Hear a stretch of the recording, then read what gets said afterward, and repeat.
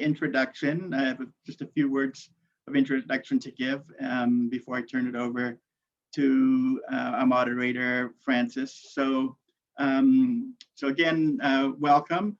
We're going to be having just a casual conversation today under the general theme of post-pandemic leadership. Now, seems a little bit odd maybe to be talking about post-pandemic leadership while we're still in the middle of the pandemic, but I think we really, as leaders, want to be, forward-looking, looking even into the future, right, and envisioning where we go with our businesses into the future.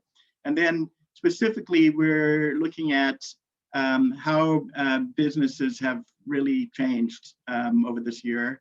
I'm sure we're all quite, used to the idea by now that there's been a lot of changes, both internally in dealing with customers, but more importantly, how do great leaders adapt? How do we adapt to the change?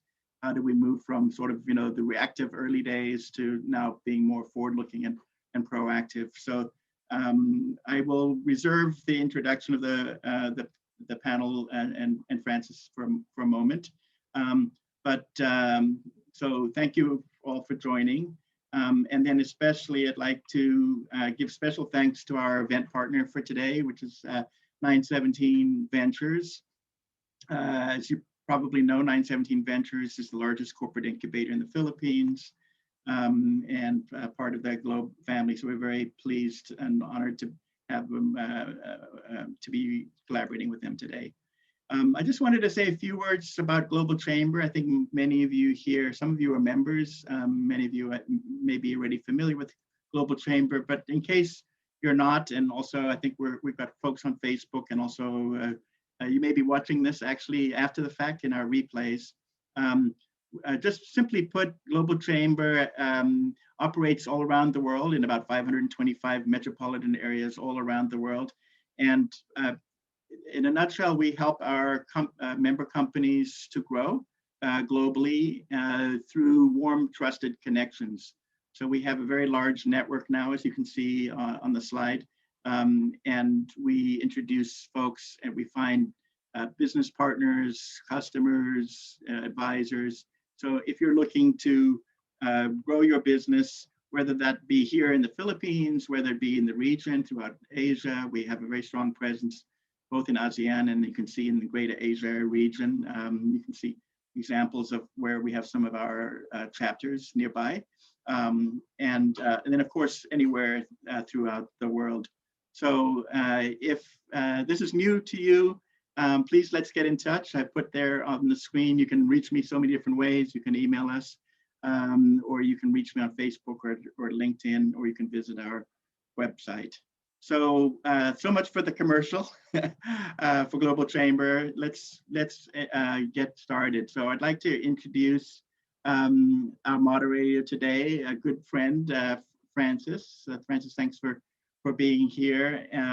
Francis is someone that I really relate to because he also loves technology and the intersection of technology and business. He's also a founder and an entrepreneur. He's been a tech startup entrepreneur. He's had several ventures of his own.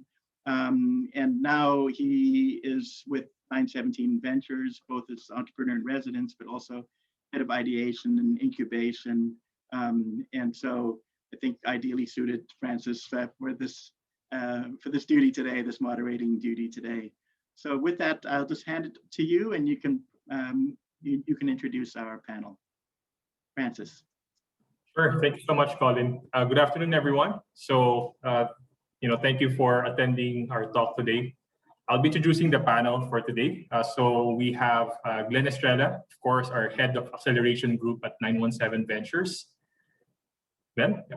And then we have Girlie, Sison, Director of Human Resources at AdSpark. And of course, Dishen Maharaj, co-founder of Business Enabling Toolbox. I'll let these guys introduce themselves better so I can give them more justice with their introductions. So we'll start off with Glenn. Oh, sorry. Thanks, Francis. So yeah, I'm I guess in short, I'm one of the EIRs in 917 Ventures, Entrepreneur-In-Residece. And we start up ventures. We're a venture builder of Globe Telecom. So we build ventures. Sometimes it starts from a piece of paper idea that we believe has a big problem to solve. We test it out, build our MVP, and if we get some traction, we keep going until we can scale. As you can see in my virtual background, these are the corporate portfolios or portfolio companies under our wing, and there's a lot more coming out in the next few months, thanks to also Francis and the rest of the team. There's a lot more exciting stuff coming out. So I'm happy to be here, and thank you for the invitation, Colin, from Global Chamber. Okay, thank you, Glenn. Girlie? Hi, good afternoon. My name is Girlie Sison. I'm leading human resources for AdSpark. AdSpark is one of the companies within 917 Ventures, also part of the larger Globe Group. Too long in HR practice, decades, and happy to share a lot of learnings, a lot of discoveries around evolution of leadership, especially during and post the pandemic. Thanks. Thank you, Girlie. Dishen, go ahead. Thank you, Francis. Thanks for the introduction. Hello to all from South Africa. I'm honored to be speaking at this event. Thank you for having me. I'm the co-founder of Business Enabling Toolbox, or BET, which is a digital coaching and business management platform to guide aspiring entrepreneurs, and SMEs to grow, improve, transform, and sustain their businesses. BET was a vision that we had about 5 years ago to help businesses maximize profits and sustain themselves. Currently, we support thousands of businesses across all industries and sectors on a global scale. Okay, thank you so much, Dishen. Today, what's very, very interesting is we're talking about how building a business has changed, especially now that during the pandemic, a lot of things have changed, and we want to see how great leaders adapt, and that's why we've invited all these panelists here who will be sharing a lot of insights about this. So maybe to kick it off, I wanted to start with a question. How has building a business changed before and now during a pandemic? So anyone who would like to start? So if I may, on my side, Francis, I think, on a daily basis, I think we pushed and pulled in so many different directions, having to make important decisions in sort of matters of minutes, and the pandemic hasn't made it any easier as well. Having to do so much with so little, I think, be it from a resource point of view or financially, I think leaders need to really think about how or their current business models and adapt to this new world order, right? And I think very often the difference now for us that we've been seeing with some of our clients and as well within our own business is that, we had to shift from the operational mindset of working in our businesses as opposed to the strategic mindset where we should be actually working on our businesses, right? And I think with the pandemic, what we've seen is that, the playing fields for businesses have been leveled, and the barriers to entries have been lowered, right? And I think it's thinking, how are you differentiating yourself and preparing for sort of new entrants in the market, be it from an internal resourcing point of view, be it from how you interact with your customers, and how are you adapting to things that are out of control, such as, for example, the economy and the pandemic. I think that's, just a few things from our end, that we've been seeing. Oh, very interesting. Actually, I love the thought that things are out of control and we have to adapt. And we only have so little, right? And we have to do so much. So yeah, very interesting. Glenn or Girlie, whoever wants to start. Actually, in terms of adapting, especially last year, the height, and how I've seen it is there's really obviously focus on customers, focus on numbers, focus on processes and tools. But what I've seen my employer last year do is really to dive into what's going on inside the engine, and that's your workforce, right? Because everything has also changed for them. So little things such as connectivity, are you able to work and at least in an uninterrupted manner? So those little things really help insofar as overall well-being is concerned. So it's not just merely productivity, that leaders have had to measure, it's actual well-being, right? And to this day, well-being also means putting further, not rigor, but etiquette into meetings, right? Looking at, because people were forced to go into work-life integration mode, right? And so a lot of the leaders experiencing these themselves have had to be more inclusive insofar as what they think about and how they plan, how the business can, further sustain its own goals and its own measures. So it's somehow a lot of introspection, but the shift actually happened when, so who's going to do it and when and where and in what type of environment, right? So it's that. So adapting is, they've had to adapt almost like maybe 90, if not 180 degrees, the areas of focus that they've had to take care of. Yeah. And I like what you've said, Girlie, because I think, what it boils down to us for is the intangible bits as well, right? Such as your mindset. It's, having the right mindset and approach and, being proactive as opposed to being reactive. I think that's half the battle that you've actually won by just being in that sort of mode. And I think sometimes very often we find that, solutions are right in front of us, right? But because there's so much noise around us, you rarely see this. And I think having the ability to block out the noise will enable you to make sort of better decisions and understand the impacts of these decisions within your organization. Again, be it with customer facing work that you may be doing or internally within your business. And I think very often we look at complex ways at solving very simple problems. And I think it's human nature, right? We are humans after all. In fact, actually, one of the things I've seen is greater leader visibility, right? You had a huge, for example, sales force spread from north to south, all the regions in the country. The visibility of some sales guy in some remote province to his leader has become very, very not engaging. It's almost like it's an important thing that I see my leader, I hear from him, he sees what's happening to me, right? And that he cares about the work that I do. Empathy. I think that's really interesting that, it's really about the workforce and the well-being. Yes. It's really highlighted now that, the workforce needs to be taken care of so that they're motivated and productive at home, as opposed to the other way around before when it was physical back then. Mm-hmm. Yeah. Glenn, any thoughts on that one? Well, a lot has been said, and they're all kind of like taking all of it. But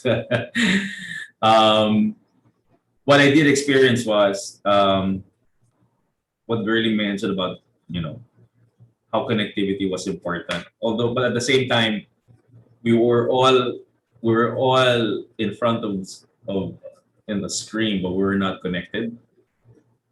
The more we discuss work, sometimes the more we got disconnected as individuals. And I think Girlie is on the right, hit it right when she said, there is that higher degree to focus on your team, your people. And I say this because one of my mentees, maybe now, and she wrote me a note and said, before COVID, she had it really good because she got a lot of coaching on a much regular basis. Now you can't. It's hard to do that. You have to set time. You have to ambush. Before, you just have to walk over and, can I bother you? Can I have a quick chat with you? Now you can't. You can hardly do that anymore. So leaders have to work extra hard to be connected. To be, to show empathy, to show compassion. That it's okay that the dog's barking, in the background. It's okay the baby's noisy. It's okay, and just be forgiving, right? And get them, because they need to feel safe being autonomous, even if they're safe from the virus. They need to feel safe about their jobs, right? And being part of a greater group called Globe and also the rest of Ayala, they really made headway in terms of taking care of us, getting the vaccines rolled out for the entire group as soon as they could, right? So you have to just do your part as a leader for your small team. Even if you're a team of two, you have to take care of that person with your charge, under your charge. So there, that's my personal experience. Yeah, that's very interesting, Glenn, that we're honing in on the leadership, right? How leaders are now changing their styles to really meet the needs of people today. It'd be nice to know more about each one's leadership style, and perhaps you guys could share some tips on how they should be handling their team right now, especially during the pandemic. Whoever wants to start? I think if I may as well, on Francis on my side, is that I think going through this, be it as a leader, be it as a solopreneur, I think it's questioned your leadership style, right? And I think what you thought of you being is sort of a leader post or pre-pandemic versus post-pandemic, you've actually on a daily basis questioned exactly who you are and what do you need to do as a person to be engaging to your employees or to have that employee engagement. So as Girlie and Glenn rightfully put it, I think empathy is very, very strong, being able to be appreciative of what's being done, because as we understand, before or pre-pandemic, you were out there and you were just churning results and it was all about the rat race that you were in on a daily basis, right? And what the pandemics taught you is about certain elements about the quality of your life, and that involves family time. As Glenn put it, you have babies in the background, screaming. Many people don't have, office areas to actually work at, so you have, family in the backgrounds, and this is the new world order, as I mentioned. And I think what's it also taught me is you've got to be a lot more open to that kind of sort of way of working now. And I think providing that comfort for your employees, in their own environment, appreciating them a lot more, trying to be as engaging as possible. I understand that many things are done over Zoom and virtually now, but it's at that point for me that really drives delivery and output, because having that bit of empathy, as I mentioned, and I use the word a lot, because I think it's something that I could have worked on a lot more prior. And looking now, going a year into the pandemic, or just over a year, you actually you start looking at this from a different point of view, and your leadership style is mine certainly has definitely changed to be a lot more accommodating, a lot more sort of appreciative of what's being done and the challenges, because now you're able to see the challenges that many of your employees, for example, or some of your clients have been facing that you actually didn't know before. And I think this has highlighted a lot of this, and you're able to now connect with them on a different level. And I think that's important for us. At the end of the day, human capital is your greatest asset, right? And I think being able to understand them, your employees better, your clients better, I think just makes it a lot easier. So that's something that's really stood out for me, going through this journey of the pandemic and obviously working virtually. Yeah, I think the dogs barking at the background, children crying, and the chickens and the rooster, all of that is very difficult. It's very difficult, especially during meetings, right? Girlie, maybe you want to share, what would be on AdSpark side, like in terms of leadership, what has really changed in terms of the pandemic and before the pandemic? In terms of leadership, Yeah, like what qualities or what actions have you guys been taking that were different? actually, for AdSpark, what we're trying to mold or remold at this time is our, I don't want to say values, but the core principles at which all of us should be latching on. Obviously, a good number of them in the past were about being fast or making more money and looking at the customer. This time it is about being brave, right? Individually, collectively, asking for help, being more mindful, right? Of not just your work, but equally the others. A good number, and we obviously the others, such as continuing to innovate, because we're in that business, right?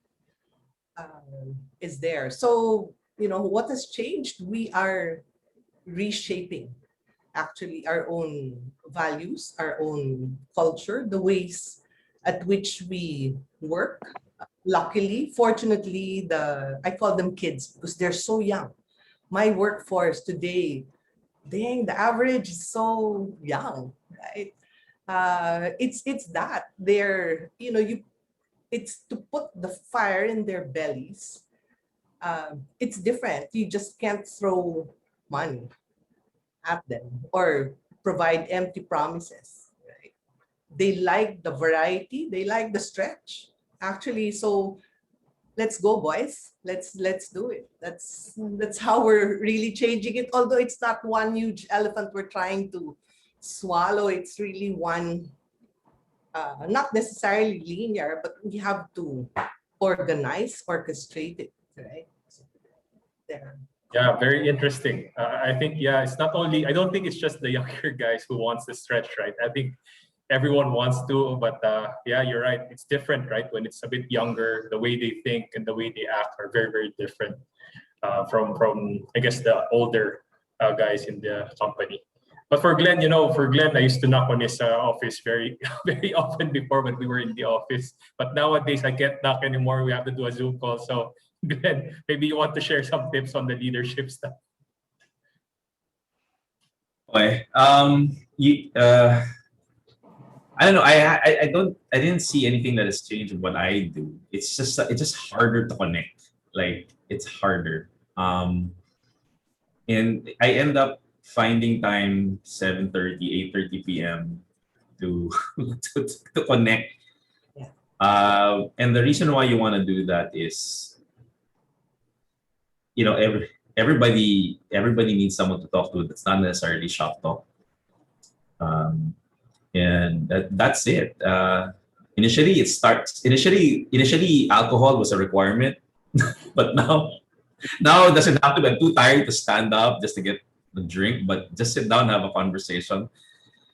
And also, as being a leader, you need to also enjoy that conversation, even though you're the coach or you're the boss. In that sense, you also have to enjoy that conversation, and that, or else you'll find yourself drained as well, right? So it's funny that Francis mentioned the office, because when we went back to the office in January or Feb, and we thought it was going to be all clear, we bought a keg of beer for the office, and now that we had to go back home, it's like, okay, that's tough. It's like, so I have a few bottles of scotch at work that's just going to stay there till the end of days for now.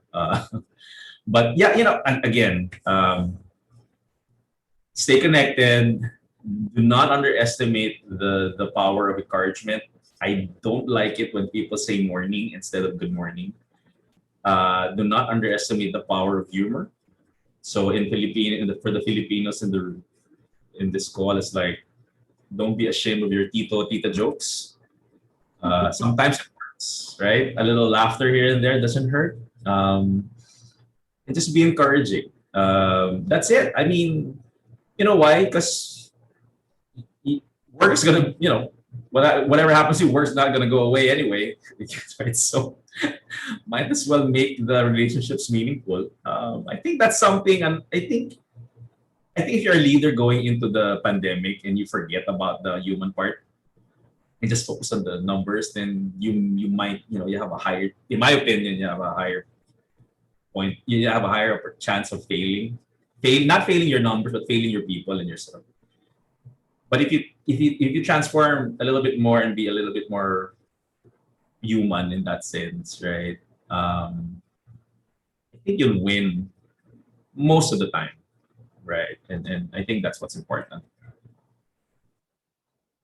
Yeah, that was a great, Glenn. Actually, that's kind of what we do at 917, right? It's really about focusing on people, really helping the team out, talking to them on a regular basis. Like we do a lot of one-on-ones. And yeah, we do a lot of people. We do a lot of people. Francis, could I jump in and ask a question? Go ahead. It's very interesting, the discussion. I would like to ask you all if we could, wave that magic wand and right away we could completely eliminate COVID. Let's hope that this is going to be the case eventually through the vaccines and all of that.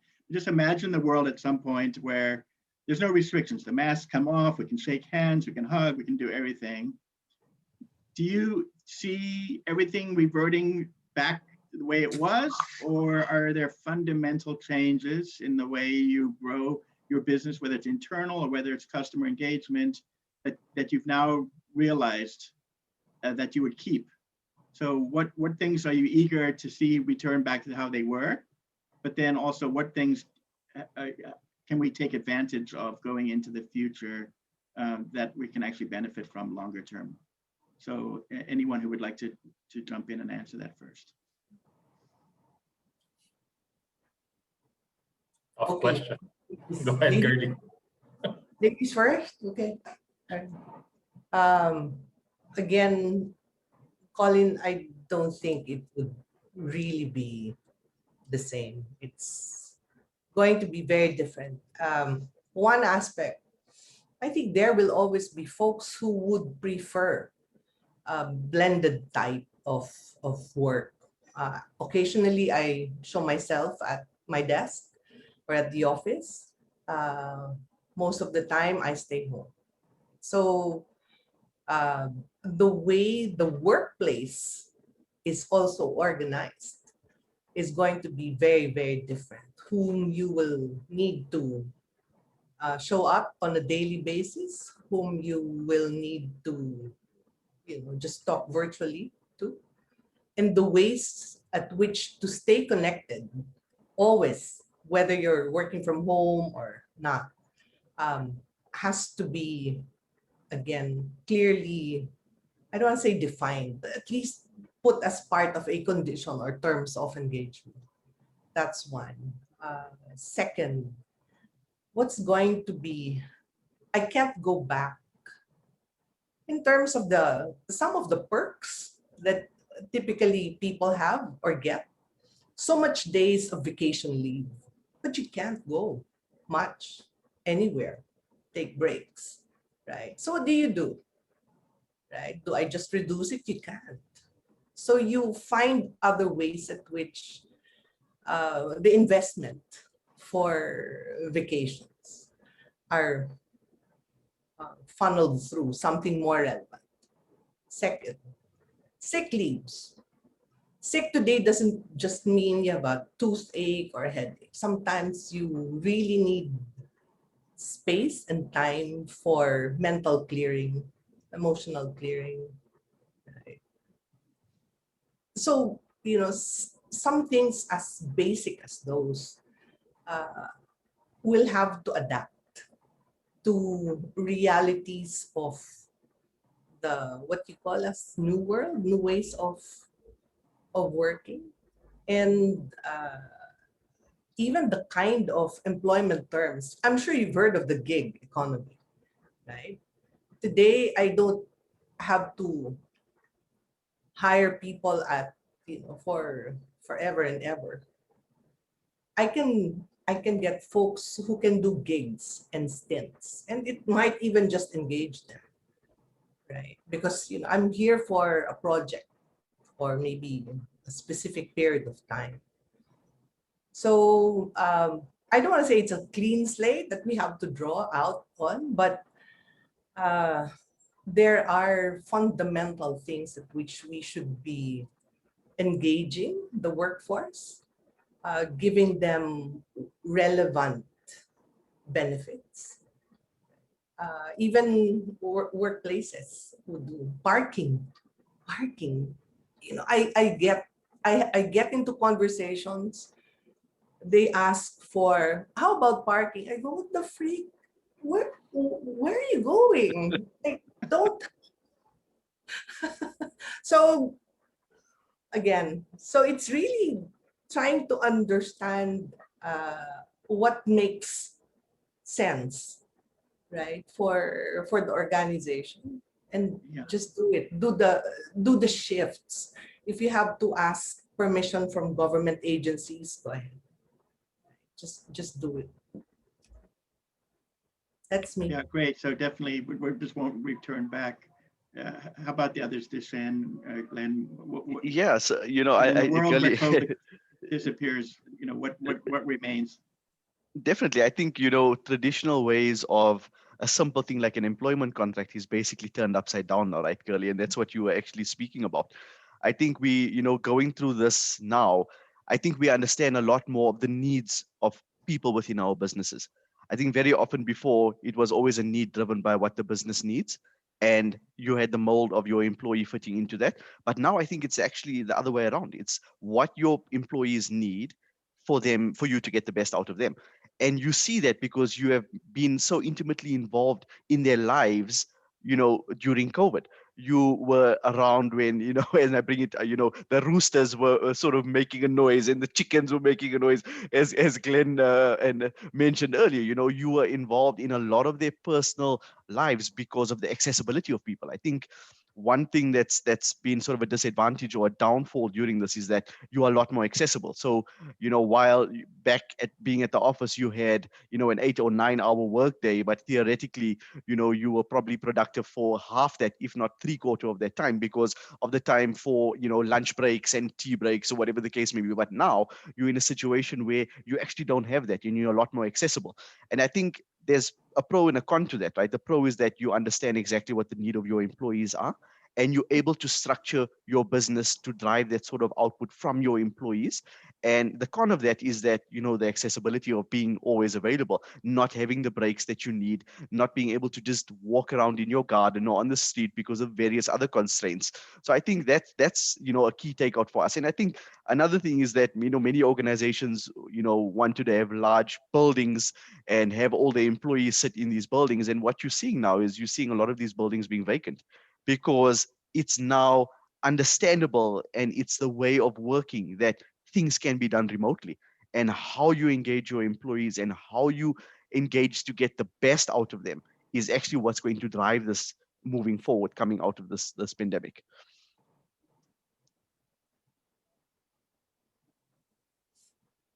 Should I answer? um, I mean, generally the world won't be the same. I think it's more about your view of the world would have changed. How do you feel about, you know, four times, 4 times in a week being at home, working once in a week? Personally, I can't imagine that. I mean, I want to go back to the office, and I get to coach better face to face. I think that's what I prefer. Um, and I think I don't know as an observation in terms of for the Philippines, for those who have office work with internet connection, it's fine, kind of relatively okay, right? Some might have air conditioning, some don't, some do, but don't want to because it's too expensive. Right. But like one of the ventures I'm looking after is an e-commerce venture. And we have people who are out there on a daily basis in the stores and soon in the warehouse, right? And how do you engage with them? So when I asked one of the managers, hey, add me to the chat group where all the pickers and the packers are. And I think she was surprised that you want to join that chat group. Yeah, I want to join the chat group.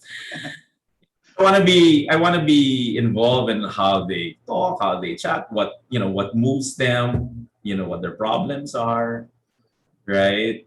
Do we need to buy them rubber shoes or whatever? It's gonna be rainy season soon. How are they gonna go back and forth to work? It's because when you put yourself in their shoes, right? Most of the time, managers Like if I have a 10-man team in a store and it rains and half of them don't come because of flooding, the way you see the numbers are, oh, I'll be half the output. The lens you should see at, if that person doesn't get to work, he won't have salary, right? And won't have enough, probably may not have enough to feed his family. So you need to get ahead of those things. So starting next week, right? Since I just took over, I'm gonna be there once a week, and just to see them, make sure to get to chat with them, right? And their problems are, somebody cares about what it is they do, right? Taking care of them takes care of the, lack of a better phrase, takes care of the bottom line, so to speak. And that's why there are cases where you really need to be out there. In fact, even for people who are in the offices, it's not a bad idea to drive around and just wave to your people off in front of their homes if you can. I've sent treats for some of my guys, birthdays, right? Just make sure they don't feel forgotten. That's it. You really have to really get out there and do extra, because that's when you say it's no longer normal, it just means you really have to do things extra, 10x, 20x better than what you used to be. You have to be 20x more compassionate, 20x more, show more empathy, 20x show more, I don't know, respect or whatever, or patience, right? But at the same time, 20x show more discipline. Like if someone's underperforming, like don't waste time.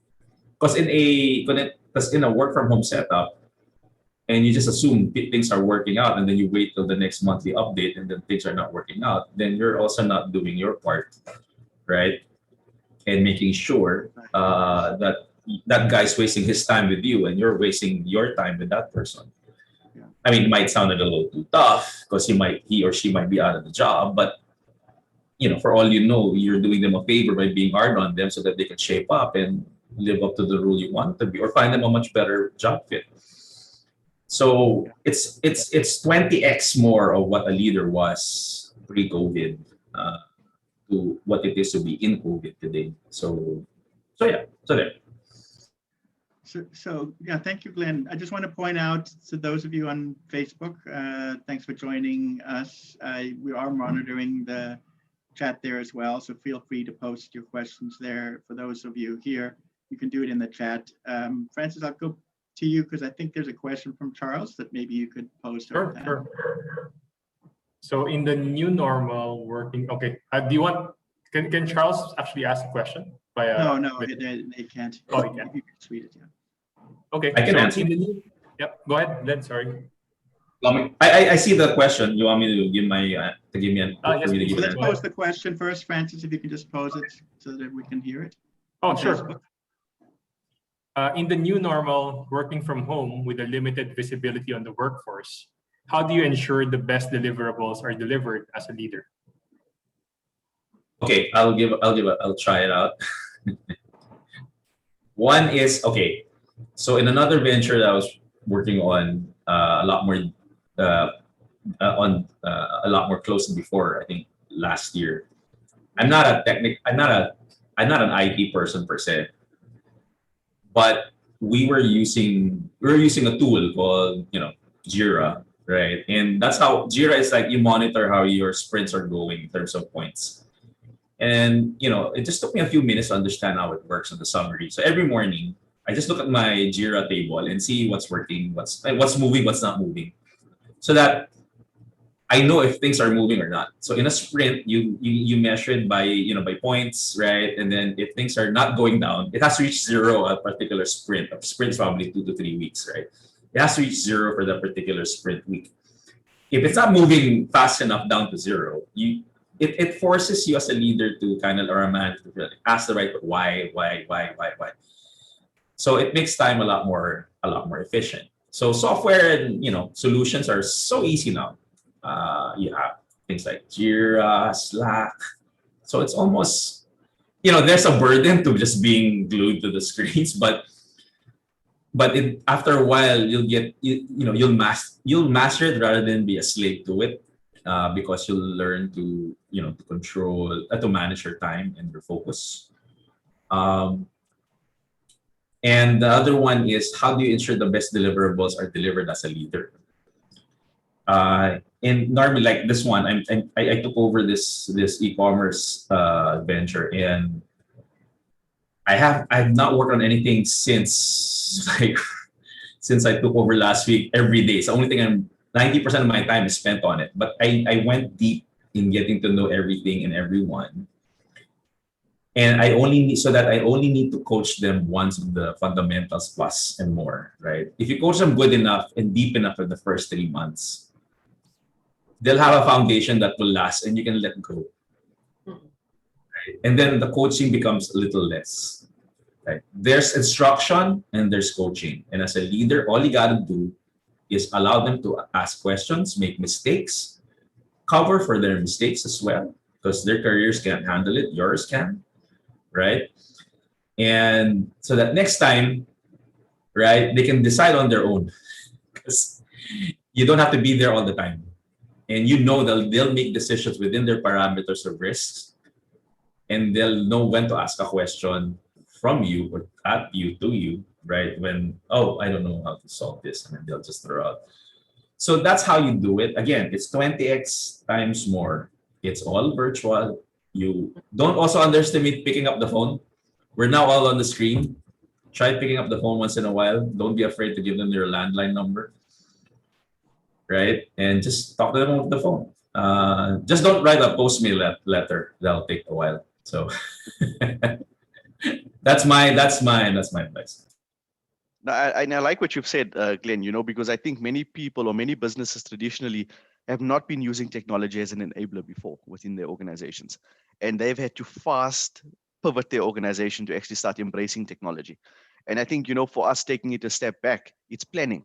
And, having the technology element is great from a monitoring and a tracking and an evaluating point of view. But I think planning is key, because what we've been seeing is that the relevance of plans become so obsolete so quickly. Because, if you're not revisiting them, if you're not, monitoring or tracking them on a daily basis, for example, it can become obsolete. And like you said, I think it was yourself earlier that mentioned that, and if that sort of fails, you've got to look at yourself as the leader and say, okay, what could I have done differently from a planning point of view, to actually ensure that you are meeting deliverables within the organization. Great. Thank you for answering that question. I think we can move on to the next question. Natasha asks, what are the small, easy things that the manager or boss can do to motivate their direct reports? So maybe Girlie, that would be something you can answer. I think some of the examples have been mentioned by Glenn, Dishen. It's really that, sending them things, giving them time, knowing that you're thinking of their own welfare, right? And again, for the leader, I cannot overemphasize the 20x, 30x things of Glenn. But ideally, the leader should also be receiving the same type of attention and care, right? He cannot be a super woman or man, right? So it's that. It's those little things. Even Glenn said, pick up the phone, right? Stay in touch. Keep the connections going, moving. So that's me. Definitely. I like what you said, Girlie, because I think, if we strip out the business from this equation, I think many individuals, be it whether you're a leader or an employee within an organization, I think your emotional and your mental wellness has been tested as well, right? And I think for me, most importantly, is being present and having genuine intent. That is really important, because sometimes all your employees need is a shoulder to cry on. or someone as a sounding board. You could be on a call and not say anything to them, but they just need someone to speak to, because we all going through various challenges and facing different challenges. We human after all, right? And sometimes it's as simple as doing that. So I fully agree with what you're saying. Great, thank you guys for the answer. I think we have one more question now. I'm trying to set up new performance metrics for the leaders. What metrics should I put in place or change so that the new conditions are considered? Anyone wants to pick this up? Performance. This one's for you, Girlie. Performance metrics for the leaders. Yeah. Actually, there are many other metrics to, I guess, that leaders should also be caring for. One is team retention, employee retention. Another is employee engagement, at least commitment. That's hard to measure. That's hard to measure, but there are lots of surveys that or ways at which people can determine how engaged, how committed, maybe even how productive their teams are. So it's Miss Universe answer, I know, but if it's something that that's already included in the metrics of your leaders, then well and good. But from the organizations I've been with, even including AdSpark, that employee retention and not attrition, okay? Employee retention. And not just, for example, the key and your top performers. It's your team retention that and engagement that can be measured, right? What you are doing, it's all right. You measure, let's say, they're disengaged and not committed. It's the things that you do after to correct and build on commitment and engagement that can be, I guess, used as a metric. And if I may add one as well, Girlie, if for me, it's safety. And when I say safety, it's how safe are you actually making the work environment for your employees, and not from a security point of view, but from a job sort of retention point of view, as you've mentioned. Because I think many employees go through this pandemic seeing companies close, large organizations downsize, and I think mentally on a daily basis you get up, open your laptop, attend many meetings, do a lot of tasks that are assigned to you, and at the back of your mind have, oh my word, am I going to be next?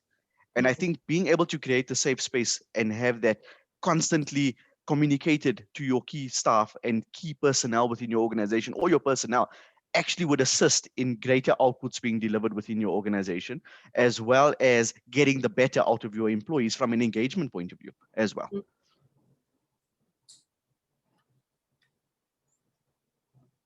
Yeah, interesting answers. Very insightful, very difficult to have the performance. Go ahead, Colin, sorry. Yeah, I was just gonna pivot for a second. We just only have a few minutes left. We've been talking very much about the internal operation and performance metrics and whatnot. I think it would be great just to ask a question about customer engagement, and Dishen, if I could initially pose to you, and then certainly to Glenn and Girlie as well. You Dishen, you have this toolbox for business, right? This digital toolbox business online. And I imagine, when the pandemic came along, a lot of the tools being online became more attractive in terms of customer engagement. But same question, if we could wave that wand, everyone's vaccinated, the disease is stomped out worldwide, we're shaking hands, we're hugging and whatnot. Surely the customer expectation doesn't revert back, right? So what do leaders have to do to adjust the reality that the customer fundamentally has changed going forward? Sure, that's a good question, Colin. And I think it different industries would obviously need or require different sort of interaction from a customer point of view. But I speak from our side, being digital, we've seen obviously the need for our solutions because of not being able to have the face-to-face support that you would traditionally have within your customers, for your customers, right? As a consulting organization. And yes, it's worked to an extent where you were able to provide and put out the fires for your organizations or for your clients or your customers going forward. But I think, getting back into various industries, if I look at the consulting industry, for your customer, it's again the mindset of having to do or provide consulting services in a way that's not traditionally, or that was traditionally done prior. I think that's I think that's the majority of the battle that we find ourselves in, and having our clients sort of wrap their heads around. I'm not sure if Glenn and Girlie have anything further to add on it, but just speaking from a consulting point of view, it's again, how do you find or anchor your organization to be sort of relevant to your clients, to actually solve the problems and the new needs that they have coming out of this? Actually, at AdSpark, I think one of the things that our new CEO has been pushing down is, let's not just deliver on the job orders, guys. When we face customers, look at what, almost like consulting, tell them what they don't know. Otherwise, they wouldn't, give them an angle at which something that they can think about, that they can do differently for their own business, for their own use. Right? It's that, whether it's a simple point of view coming from data, analytics, etc. But it's the value add about, let's say, the larger world of digital, of advertising, of media operations, it's very consulting in nature. It really pushes you to put yourself in the shoes of your customer. It's that, and try to imagine what could be the next better thing for him or her. Sort of walk the journey with them, right, Girlie?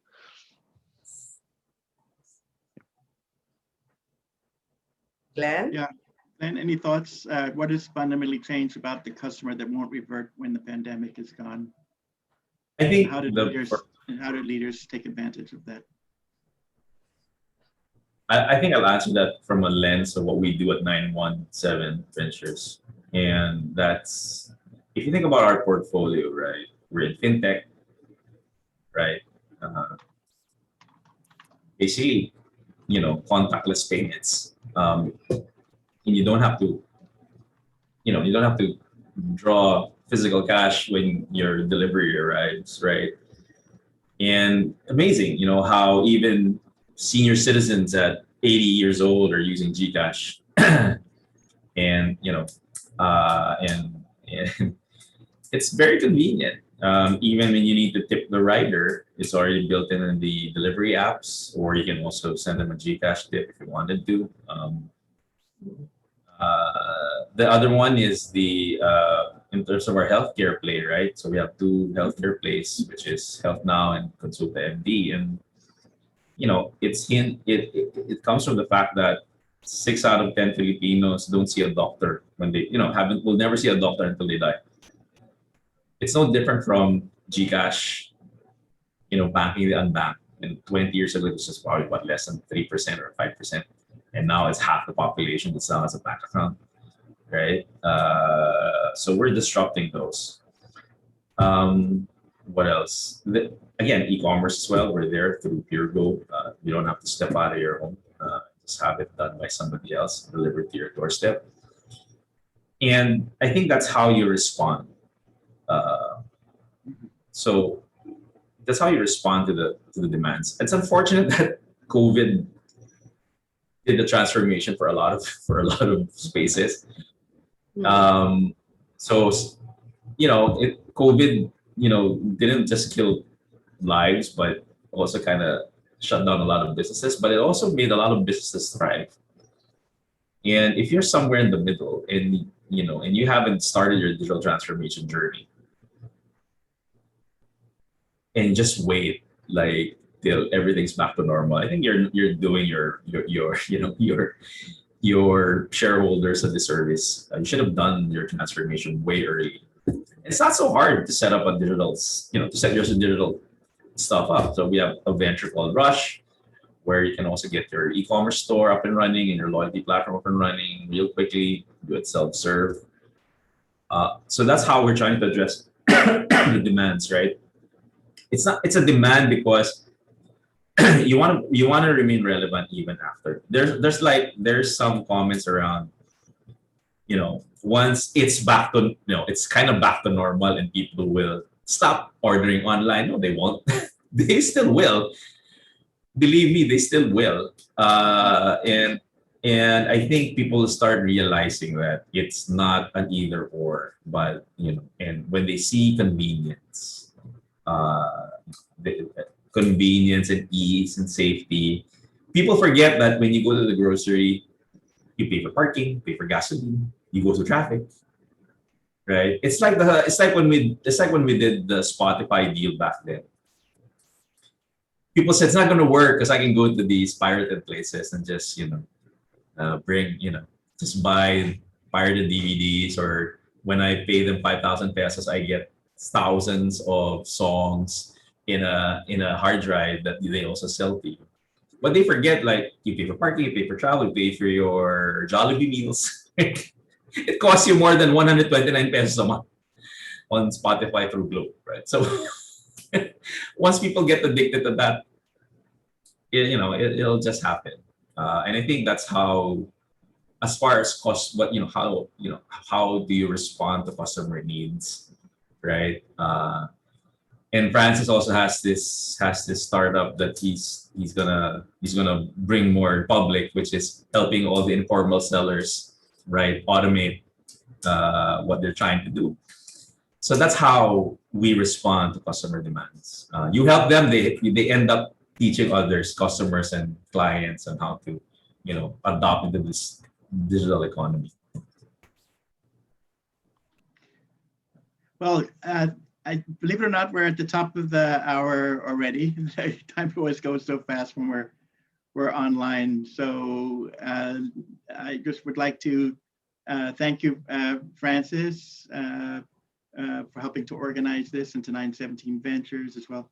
To Glenn, same thing. Thank you to you, and to 917 Girlie. We really appreciate your insights. As far as the HR and the people side, it's become ever so more important for the reasons that you pointed out. And Dishen, it's great to have you joining from halfway around the world, from Johannesburg. I hope things are progressing for all of you there, that you're staying healthy. Thanks for bringing the insights from your part of the world, the other down under, right? Yeah. So just appreciate everyone's time. And then to the audience on Facebook, thank you here on. And then I think, typically we also get a bunch of folks watching this on the replay. So if you're watching on the replay, hello from the past. You're in our future. And please do get in contact with us through globalchamber.org, or email me at manila@globalchamber.org if you'd like to find out more about our organization. So thanks very much. Please keep healthy and safe, and really appreciate all of your time. Thank you very much. Thank you. Thank you. Thanks, guys. Bye. Thank you.